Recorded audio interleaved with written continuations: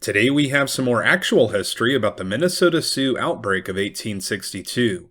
We will be reading about the history of the Dakota or Sioux tribe, including their long-standing struggle with the Chippewas, and the series of treaties they made with the U.S. government before the events of 1862. We will also hear about some of the causes of the Sioux outbreak and the animosity that developed between the Sioux Indians and the white settlers. The first cause we will hear about is that the U.S. government, stretched as it was by the Civil War, did not give the Sioux all the annuities they were promised. The second cause of the massacre that we will discuss in today's episode is the 1857 massacre of the settlers at Spirit Lake by Inkpaduta's band. Inkpaduta was an outlaw among the Sioux who had once murdered a chief. But the Sioux were still held somewhat accountable for his actions by the U.S. troops and governments, and this caused resentment. We will be reading from this book, History of the Great Massacre by the Sioux Indians in Minnesota, including the personal narratives of many who escaped. This book was published all the way back in 1864 by Charles S. Bryant and Abel B. Murch. We have done a few other episodes of personal narratives from this book on this channel, and in this episode, we will be reading from chapters 1 and 2 of the main history of the massacre. So here are some of the events that led to the 1862 Sioux outbreak in Minnesota.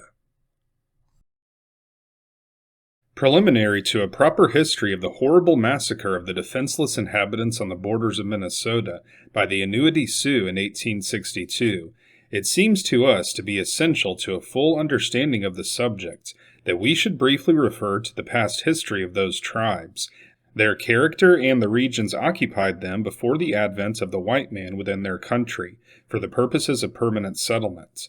The first authentic knowledge of the country upon the upper waters of the Mississippi and its tributaries was given to the world by Louis Hennepin, a native of France, who in the year 1680 ascended that river in a canoe as far as the falls of St. Anthony, which he gave the name they still bear, the name of his patron saint. Hennepin found the country in the possession of wild tribes of Indians, by whom he and his companions were for some months detained as prisoners, but were kindly treated and finally released. At a later period, that is in 1766, Captain Jonathan Carver, a British subject, and an officer in the British Army, visited the country of the upper Mississippi, where he spent some 3 years among the different tribes inhabiting those regions. The Sioux, or Dakotas, were then known as the Nottowessies, and occupied that portion of the country lying upon the Mississippi River, about the falls of St. Anthony, and below down into what now is the state of Iowa, and upon the St. Peters or Minnesota, from its source to its mouth, and the prairie country adjacent thereto. The country to the north of them was then, as now, occupied by the Chippewas. These tribes were always at war. Indeed, from time immemorial they had been hereditary foes. The Sioux were a powerful and warlike nation, and when Carver came among them were at war with the Chippewas. Carver seems to have been so fortunate at that early day as to have acquired a very great influence over both nations, and succeeded in securing peace between them. As a reward for his good offices in this regard, and as a token and pledge of perpetual friendship for him and his people, it is claimed, with how much truth we do not pretend to say, that 2 chiefs of the Nottowessies, acting for their nation, at a council held with Carver at the Great Cave, now within the corporate limits of the city of St. Paul, deeded to said Carver a vast tract of country on the Mississippi River, extending from the falls of St. Anthony to the foot of Lake Pepin, thence east 100 English miles, thence north 120 miles, thence west to the place of beginning, a most munificent grant truly. At a later period, after the death of Carver, and the transfer of this claim to other parties than the heirs of Carver, a petition was presented to the Congress of the United States, praying for a confirmation of this Indian deed. Among the papers produced in evidence of the justice of this claim was a copy of an instrument purporting to have been executed at Lake Traverse on the 17th of February 1821 by 4 Indians, who called themselves chiefs and warriors of the Nottowessies. They declare in this writing that a grant was made by their fathers to Captain Jonathan Carver of a tract of land situated at the falls of St. Anthony, and that there is among their people a traditional record to that effect. This writing is signed by Uekin Tanga, Tasachbi Tainchi, Kaichi Nobine, and Petit Corbeau, or Little Crow. This latter is undoubtedly the father of the present chief of that name, who was the leader in the terrible massacre of 1862. Letters were also produced, written by various persons residing at that early day among the Sioux, who related conversations held with Red Wing, Lafay, and Little Crow, who claimed to be descendants to the chiefs the Tortoise and the Snake, who signed the Carver grants, in which they are represented to have acknowledged the validity of the claims of the representatives of Carver to the lands granted to him at the Great Cave in 1767. The evidence was, however, deemed insufficient by Congress, and the grant was not confirmed. We refer to this matter here not so much for the purpose of following up this claim of Carver, as for the purpose of showing that the Sioux who inhabited the country bordering upon the upper Mississippi and its tributaries, when the treaties of Mendota and Traverse des Sioux were negotiated, are the same tribes known in Carver's day as the Nottowessies. The name Sioux is said to have been bestowed upon these tribes by the French, and that is a corruption of the last syllable of their ancient name, which in the peculiar guttural of the Dakota language has the sound of that word. The tribes of the Dakota Nation inhabiting the regions of the country within the present limits of the state of Minnesota are 4 in number, each under its great hereditary chief. Each tribe is subdivided into numerous bands, each band also having its chief. These tribes are known as the Metawakanton, Wahpeton, Wapekuda, and Sisseton tribes. The Dakotas are, however, widely diffused over a vast region of country west of Minnesota, including nearly all of the territory of Dakota, and a wide region of the country west of the Missouri, clear up to the base of the Rocky Mountains. Over all that vast region of the country roam the wild bands of the powerful and warlike Dakotas, occupying the Coteau des Prairies and the country north to the British line. West of Minnesota and east of the Missouri River are the wild and roving bands of the Yanktons, Yanktoni, and Cutheads. With these, however, our present work will have but little to do beyond the fact that with those tribes living on the Coteau, the tribes upon the Mississippi and the Minnesota have to some extent intermingled in the chase, and perhaps also to some extent on the warpath, and the further fact that some of those bands, the Cutheads and some others, have since the Treaty of Traverse des Sioux laid claim to a portion of the lands covered by that treaty, in the making of which they had no part. The Metawakantons village of the Spirit Lake derived their name from a former residence at Metawakan, Spirit or Sacred Lake, one of the mill lakes in the country now claimed and occupied by the Chippewas of the Mississippi. Their principal chief is Little Crow, whose chieftainship is hereditary. The Wapekudas, or leaf shooters, are a small tribe. Their principal chief is also hereditary. His name is Hahashasha, or Redlegs. This tribe, previous to the negotiation of the Treaty of Mendota, claimed the country on Cannon River, on the headwaters of the Blue Earth and adjacent to the west. The Wahpetons, or Village of the Leaves, are supposed to have derived their name from the fact that their villages were in the Big Woods, on the Minnesota River. The ancient home of this tribe was about the Little Rapids on the Minnesota, and some 45 miles above its mouth. The Sissetons, or Village of the Marsh, formerly occupied the Minnesota Valley from Traverse des Sioux to Little Rock, claiming the country about Swan Lake and on the Blue Earth River. The hereditary chief of this tribe is Tatanka Nazia, or Standing Buffalo. His father is yet living, but is an old man, and abdicated in favor of his son some years ago. He was in his day a great chief, and was known as the Starface or the Orphan. Both these chiefs, it is believed, have remained friendly to the whites, and taken no part in the late terrible massacre on the border. The Orphan was too old to have participated in it, and there is no evidence implicating Standing Buffalo. The 4 tribes just enumerated comprise the entire Annuity Sioux of Minnesota, and number about 6,200 persons. All these Indians have, from time to time, received presents from the governments, since the first Treaty of Amity and Friendship was negotiated with them, on the 19th of July, 1815, at Portage des Sioux. This was very soon after the close of the last war with Great Britain, and as the Dakotas had been allies of that power in our struggle with it, it became the policy of the government to secure terms of peace with them.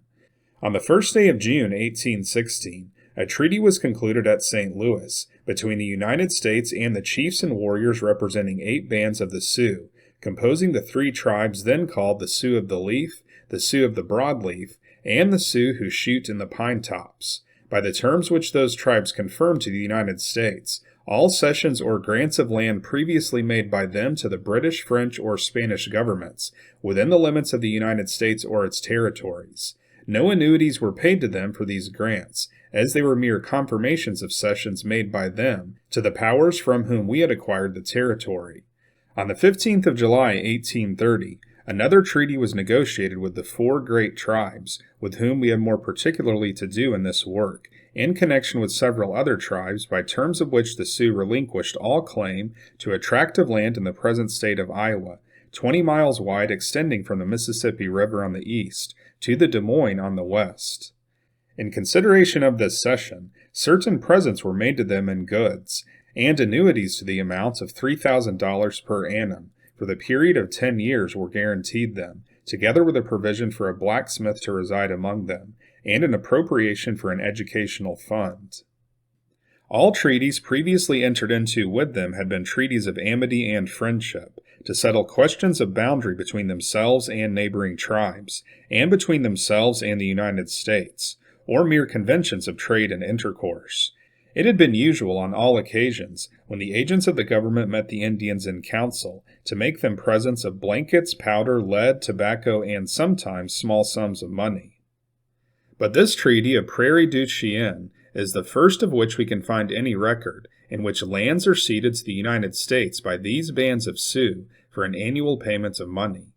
These tribes are called by those on the Missouri Isantes, which seems to have been derived from the fact that at a remote period they lived at Isantamde, or Knife Lake, one of the mill lakes. Previous to the advent of the white men among them, these Indians subsisted principally by the chase, and upon the fish with which the lakes and streams of their country abounded, and upon the wild rice which grew in great abundance in the marshes, and along the margin of the lakes and rivers. They planted a little corn, which they either pounded in rude mortars dug out of the stumps of trees, or boiled whole in ashes and water. The most important treaty negotiated with these bands previous to those of Traverse des Sioux and Mendota was that of 1837, negotiated at Washington by the Honorable Joel R. Poinsett, on behalf of the United States, with the chiefs and braves of the Metawakanton tribe, by which they ceded to the United States all their lands on the east side of the Mississippi River. By this cession the government acquired a title to a large tract of country, situated within the present limits of the state of Wisconsin, and all of Minnesota on the east side of the Mississippi. This treaty also provided for the payment of large annuities.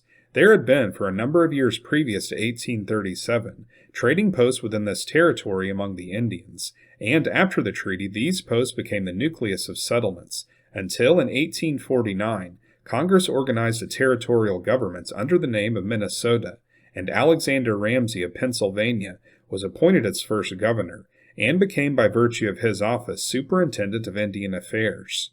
After the territorial organization was effected, the augmentation of population was very rapid, and had spread out even onto the Indian lands, rendering new treaties with the tribes occupying those lands necessary to the preservation of amicable relations between the settlers and the Indians.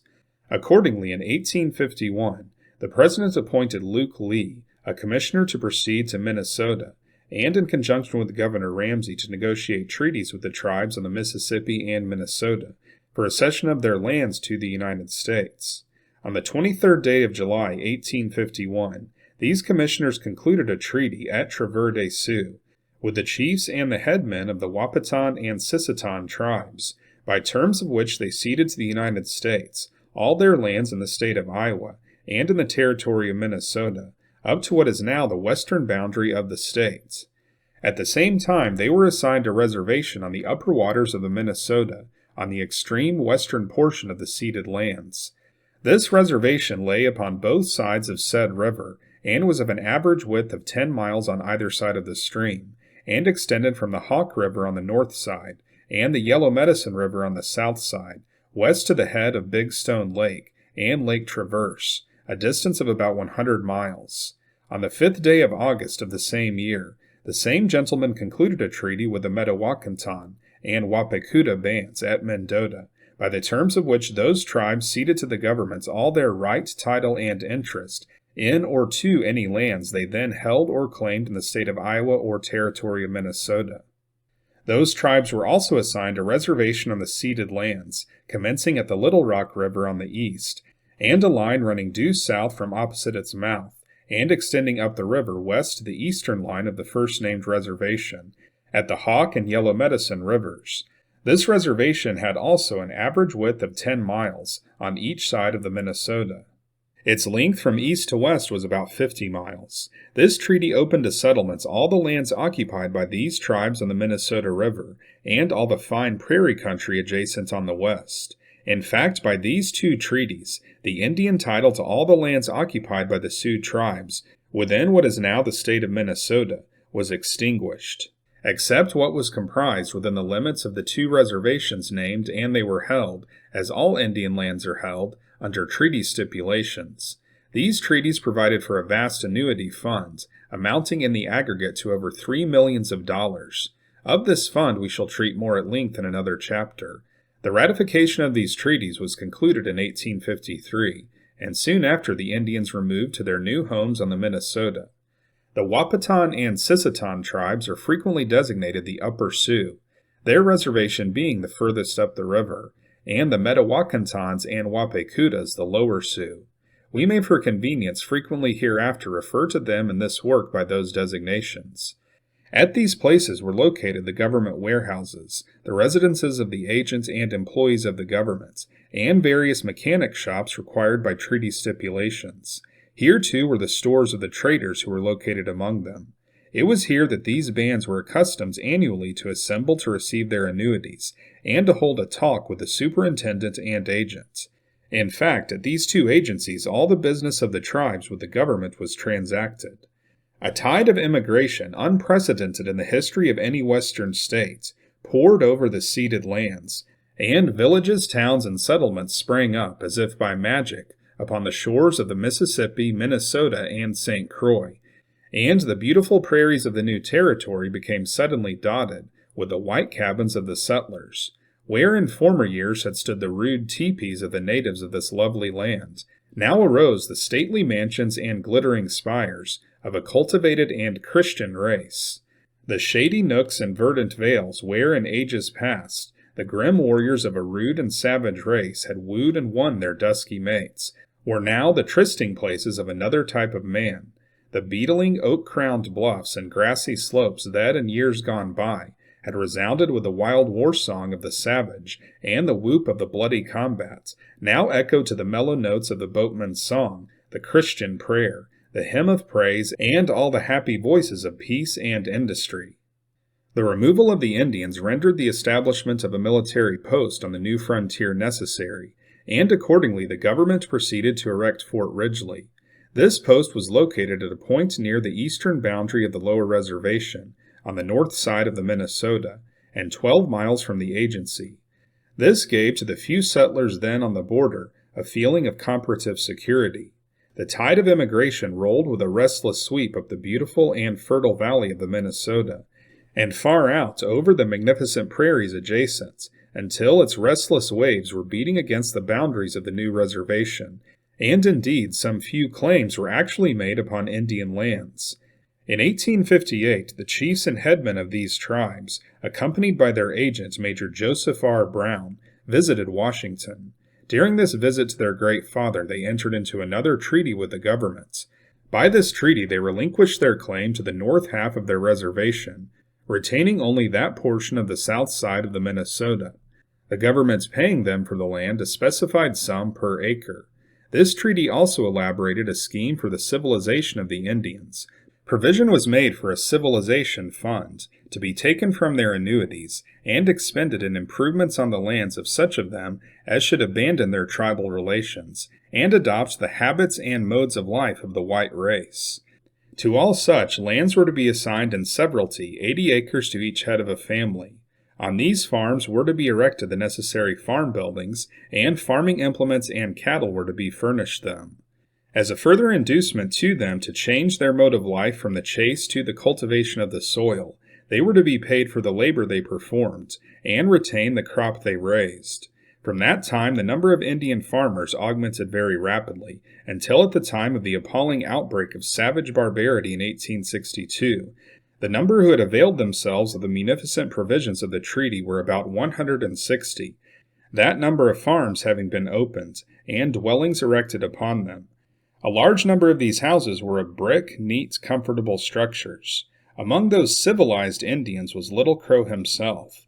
Over 100 of these farmer Indians were of the lower bands, many of them being of Little Crow's own band. The taking from the general fund of the tribe the money necessary to the carrying out of the civilization scheme was very distasteful to the Blanket Indians, and they inveighed bitterly against it. This was one of the great grievances of that portion of them who refused to abandon the chase and become tillers of the soil.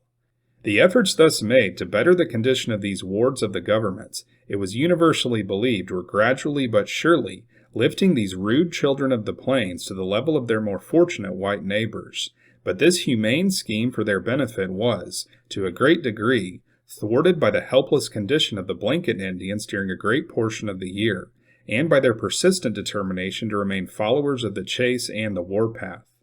When the chase fails them, they resort at once to their more fortunate relatives, and pitching their teepees around the houses of the farmer Indians, commence at once the process of eating them out of house and home.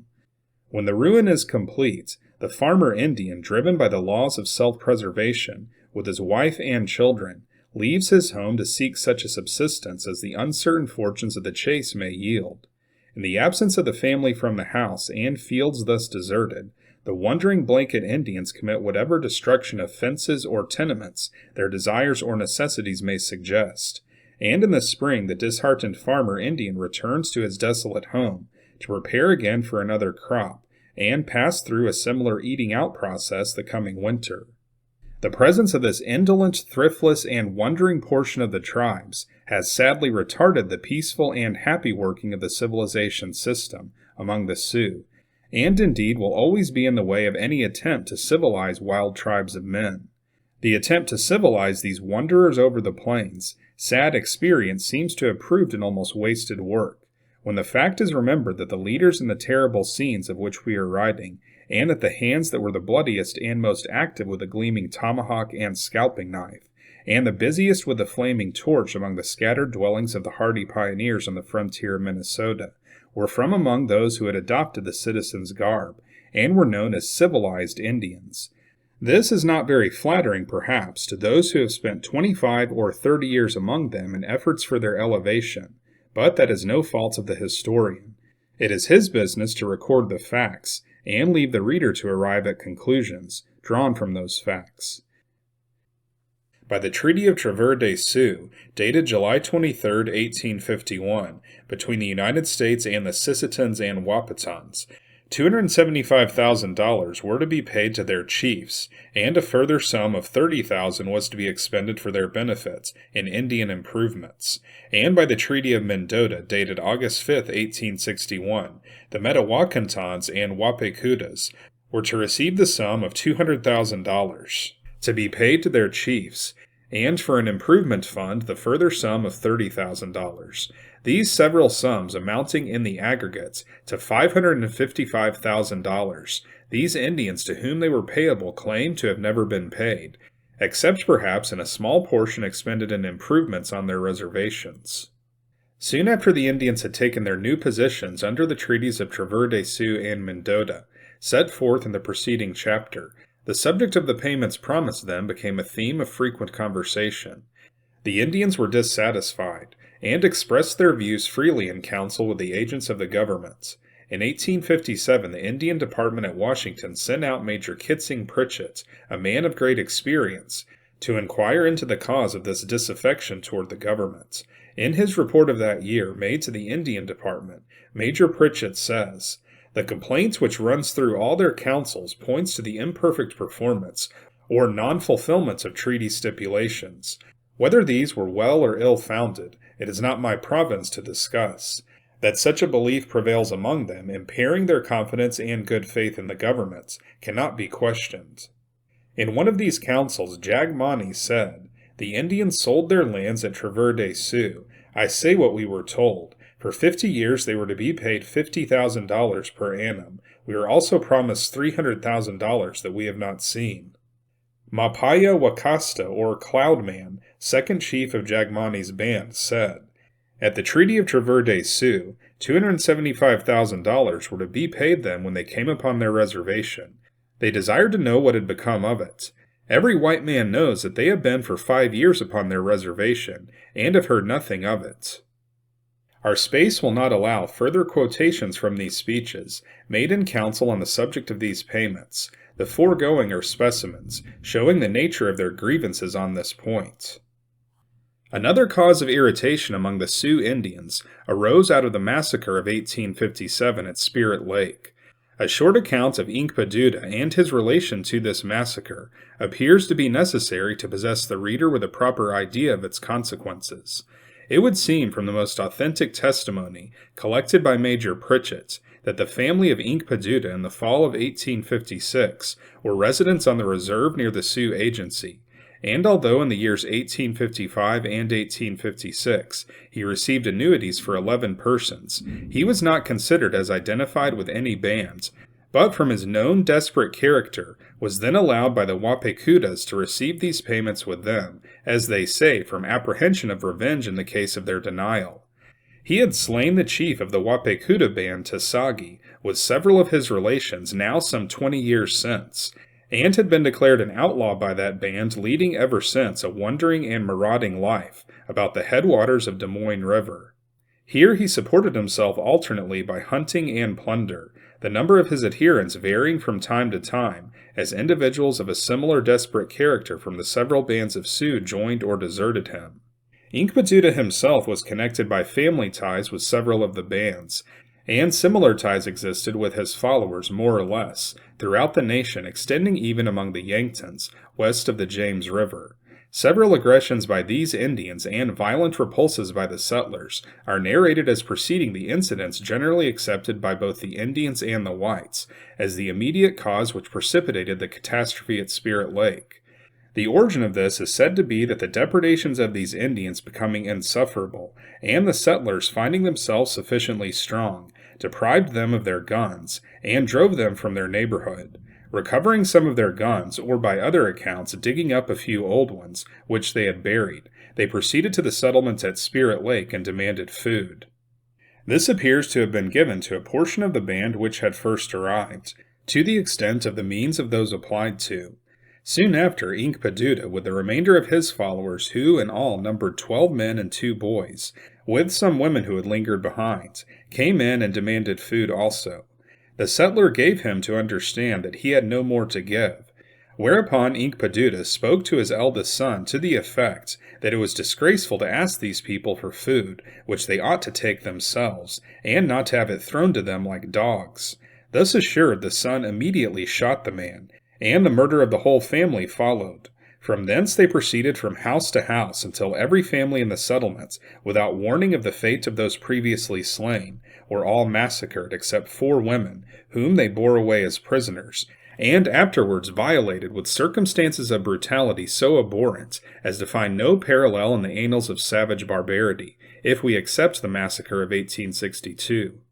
From Spirit Lake the murderers proceeded to Springfield, at the outlet of Chetek or Pelican Lake, near the headwaters of the Des Moines River, where they remained encamped for some days, trading with Mr. William Wood and his brother, who had a trading post on the west side of the river, and holding daily intercourse with the settlers on the opposite side.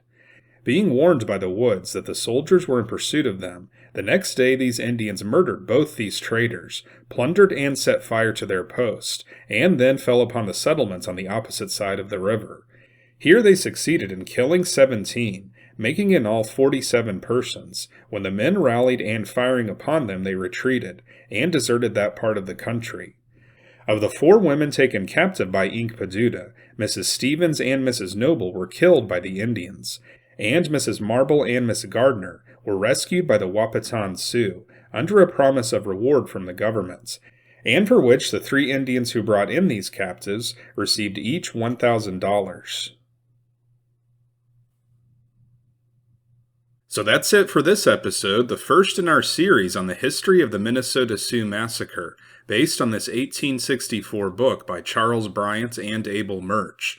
We will pick up here in the next episode and hear about some additional causes of the massacre, as well as some of the first attacks in 1862. So far, the authors have listed two causes: the lack of payment of thousands of dollars in annuities, and the Spirit Lake Massacre. We will hear more about this massacre and its aftermath in the next episode in this series, so be sure to stay tuned to this channel for more actual history about the Great Sioux Massacre of 1862. This channel is called Unworthy History because we cover actual history that has been cast aside as unworthy of airtime on history channels on TV. So here on this channel, our goal is to preserve this worthy history of our ancestors by reading about their lives directly from old books. If you'd like to support the mission of our channel, then you can become a Patreon or YouTube channel member. Members will be recognized for their contribution at the end of each episode, and you will also have full access to all of our members-only videos. These members-only videos often have content that YouTube could potentially demonetize. In the next few days, we will be releasing a members-only video from this book, where the authors share what would probably be considered controversial opinions on the nature of the Sioux Indians. So be sure to check that out, and also stay tuned for more actual history directly from old books.